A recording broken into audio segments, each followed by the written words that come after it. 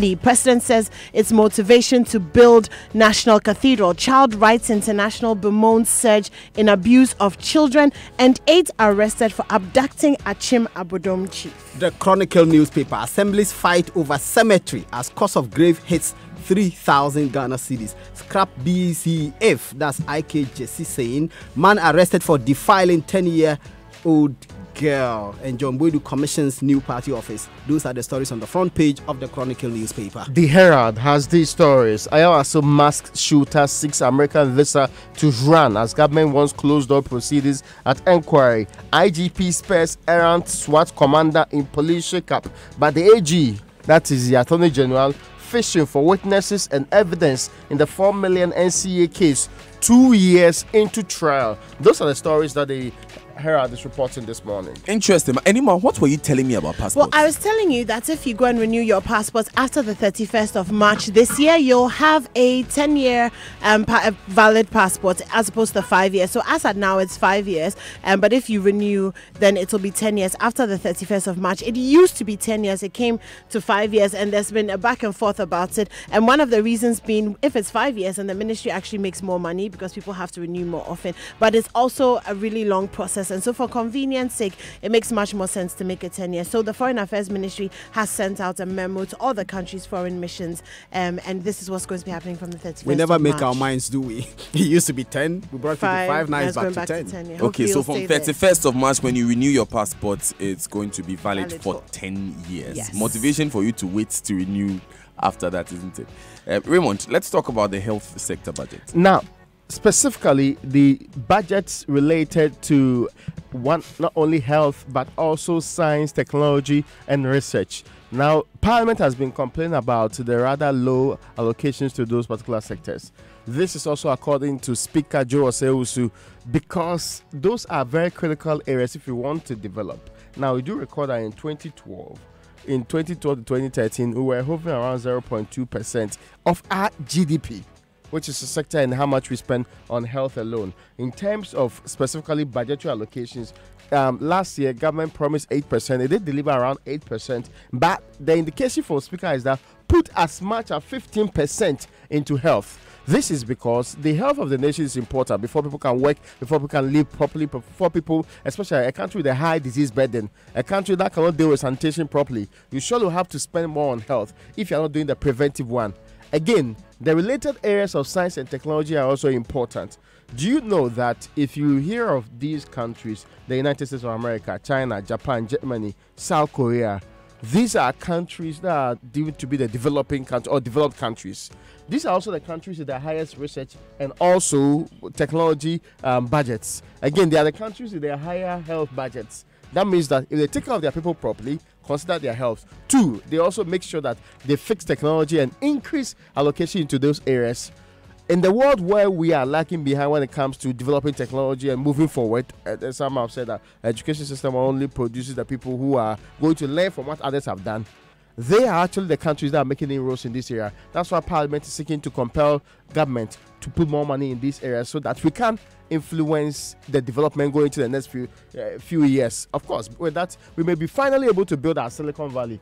You know, in 2012, Haruna Idisu promised that he was going to build a Silicon Valley. We are still yet to have our Silicon Valley, and this is a period where people expect technology to drive the world. And you know, in developed countries, they spend about a 2.5% average of their GDP on research and development. Yeah. And in Ghana, as of 2017, when the new government was taking over, we were spending less than 1%. Yeah. We are trying to move it to 1.5%. It hasn't been very successful because, as you know, we have a lot of competing interests, like the health sector. But Malik, let's go to the new regions that are going to be created. Yeah, so starting from tomorrow, we are going to see chiefs and people from the various regions that went through the referendum, which was organized on December 27 last year. They'll be appearing at Jubilee House, and the president is going to be giving to them the constitutional instruments that brings into effect the creation of their various regions. So starting tomorrow, that's the 12th of this month, the 2 regions that are coming there will be Northeast and the Savannah regions. They will come to the Jubilee House tomorrow, chiefs and people representing their regions, and then they will take the constitutional instruments thereof. Also, we know that Bono East and Ahafo will be presented with their constitutional instruments on Wednesday, and then on Friday you will have the Western North and the Oti regions taking their CAs. Now, their CIs. Now, the president is expected, when these people appear before him at Jubilee House, to announce the capitals of these regions. There were fears that this can generate contentious debates and arguments among various peoples, but so far there are not so many complaints yet. The president is expected to announce the capitals tomorrow. The minister who supervised all of this, and I'm talking about Dan Bochi, told the people that, look, these regions were created not for anybody's parochial interest, but to engender development in these areas. So he's expecting all the people to mobilize and galvanize themselves and help the government's determination to bring development to their various regions. Have you seen the campaign for the creation, the selection of Kete Krache as the capital of the Oti region? It's been very, very strong on social media. Yes, so there are campaigns in those areas, but after the announcements are made, then we can make a headway with that. Anymore, Ivy Hayward Mills. Yes, so this weekend, women have been speaking out about being abused, and I'm not sure if it's because the abuse is in the full glare of the public. So I'm doing two stories in one. I'm going to talk about Ivy, but also about Lydia Alhassan. But Ivy took to her social media pages 3 years after the death of her husband, and I'll use her own words because I don't think I could speak much better than she did. She said, 3 years ago today, my husband didn't die. He was brutally assassinated. And 3 years on, there's neither a sign for justice for him nor for my children and I. You remember that the late MP was murdered on February 9th. Now, the part of this story that is even more harrowing is the fact that she has said that in the course of seeking justice for her husband, her late husband, she has had overtures, very, very unwanted overtures. Now, she says that an officer at the CID police headquarters in Accra asked her on one occasion if she wears waist beads, a question that was completely unrelated to the subject of investigation. She also said that another gentleman says that she's very beautiful and very sexy and, quote unquote, I think you should marry me. She says he's a married man and he still had the audacity to say this in the midst of her grief. She also talks about the fact that 36 months after this murder, Ghana is still playing Ludo and Owari, or perhaps Cha-Cha with the matter. You mean Cha-Cha? Cha-Cha, sorry, with with the matter. She talks about being harassed and threatened by family, citizens and police, and is still calling out for justice. ACP Clue has been speaking in response. He says that this is a comment that is in the public domain, but she's the one who is alleging that she's being harassed by some of the investigators. He's saying that as much as she said it on social media, no formal complaint or official report has been made about the issue. And Daniel, what sticks out for me is her comparison with what happened here and what happened in the UK, where an MP was also killed just around the same time, and how justice was quickly delivered, investigations were concluded. In less than 6 months. Absolutely, yes. And justice was delivered. In the case of Ghana, it's been 3 years, and so far, as she says, Cha-Cha is being played with the case. Yes. Which is, the slang for gambling. Gambling, absolutely. For gambling. Yeah, so that's Ivy's story. Lydia Alhassan has also been speaking about the way that she's been treated, especially by the minority and the general public. And she's talking about the fact that politics on its own is difficult. And if you consider that 275 members of parliament and only 35 of them are women, then it's a bit hard. But she's also saying that in spite of all of the denigration and the name calling, women should not run away from doing politics. But she talks about the attacks on her personality. She says on the bloody widow tag, she says, I'm human, and as much as I want to put it behind me and move forward, I felt devastated, treated unjustifiably and unfairly. She then says something which is even more heartbreaking. She says she was watching TV with one of her children, and her child says, Mummy, are they calling you the bloody widow?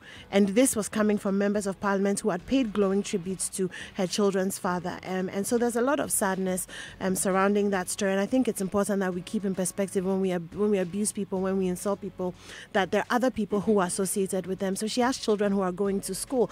Can you imagine? Children can be very heartless. How this must be playing out in their schools, knowing that your mother has this tag as a bloody widow, and the fact that they are grieving the loss of their father, and she is also grieving the relationship. So opinions are allowed, but I think we need to be circumspect in them. So that's very that story. Important. And of course, on the story of Ivy Heward Mills, we will be discussing it today because it's really a bigger issue of how people in power tend to abuse their position and harass and prey on women who need their help and need them to simply do their jobs. So stay tuned to the Super Morning Show as we discuss that today. Brave woman that we are discussing today, Raymond. Another brave woman is being celebrated by the AGI. Yeah, that's Dr. Esther Clue. And if you ever heard since 1942, the woman who virtually did the trail blazing when it comes to industrialization in this country. This woman, after school from Achimota College, moved on to spend her 6 shillings. The younger ones will not know shillings. We used to spend shillings in this country. And he's tapping my shoe.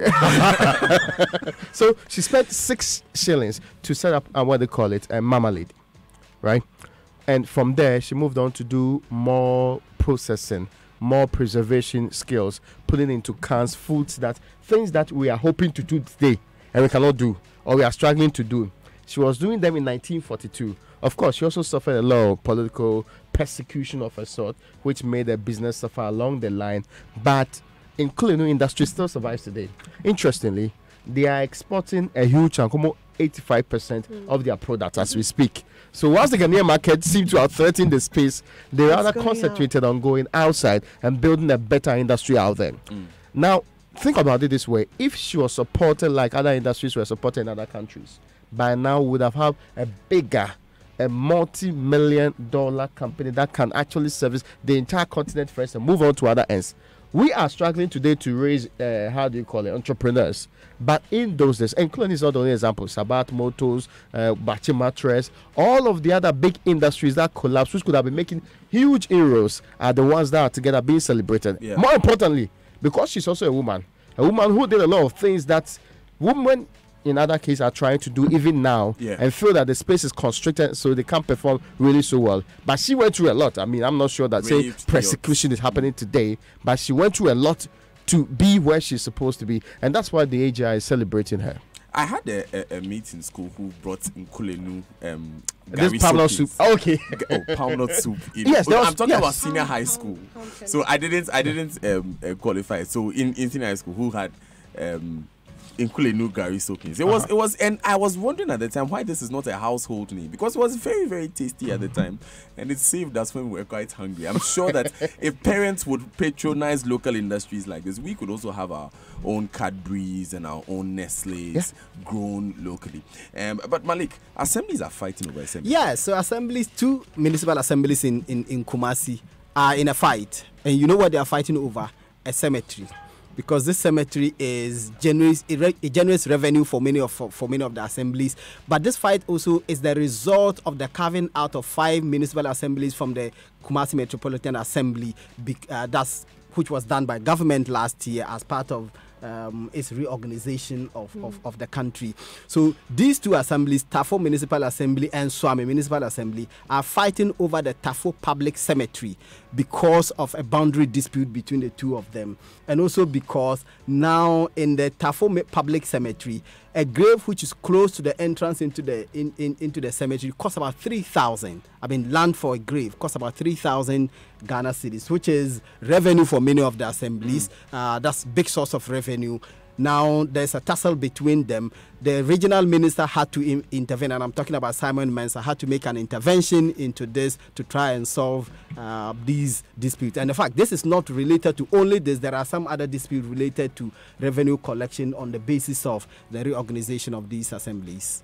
Malik, I want you to end the review for us with Ghana nearing eligibility criteria for the West African single currency. Yeah, so Ghana has achieved 3 out of the 4 eligibility criteria for the attainment of the single currency. You have to remember that in January 2001, the West Africa Monetary Institute was launched in Accra here. And at the time, the intention was to build a single currency akin to the euro in the European Union. So the eco, yes, that's ours. To model it along the lines of the euro. Unfortunately, almost 20 years down the line, we are still struggling with the eligibility criteria. Ghana has achieved 3 out of 4 now. There is 1 to go, which is the budget deficit. The budget deficit, according to the eligibility criteria, has to be, it shouldn't be more than 3%. We are doing 3.9%. Last year, at the end of the year, we actually targeted to do 3.7, but we ended up with 3.9. This year, we actually took it up to 4.2%, which is moving further away from the criteria that we are expected to meet in order to be able to form part of the single currency. There are other criteria that we have met, which have to do with central bank financing of budget deficit, the average inflation rate of less than 10%, and then gross external reserves greater than or equal to 3 months of import cover. We have met all of these except the budget deficit. Interesting months and years coming ahead, but it's really about our collective development. So what are the other countries doing? How ready are the other countries? That's also another question that we need to ask before we can go into the single currency era. But we are going online now. The online news review is brought to you by Zenith Bank, in your best interest, and Goyle Good Energy. It's a new year and it's still good energy with Goyle, your reliable energy partner. Enhancing your engine performance and prolonging the life expectancy of your vehicle should be a top priority. So continue to get the best quality and value for money from Goyle Super XP and Diesel XP, and trusted range of lubricants from our 360 service stations across the country. To all our valued customers, we say thank you. We value our partnership with you. Because of you, we are still #1 and still CIMG Petroleum Company of the Year.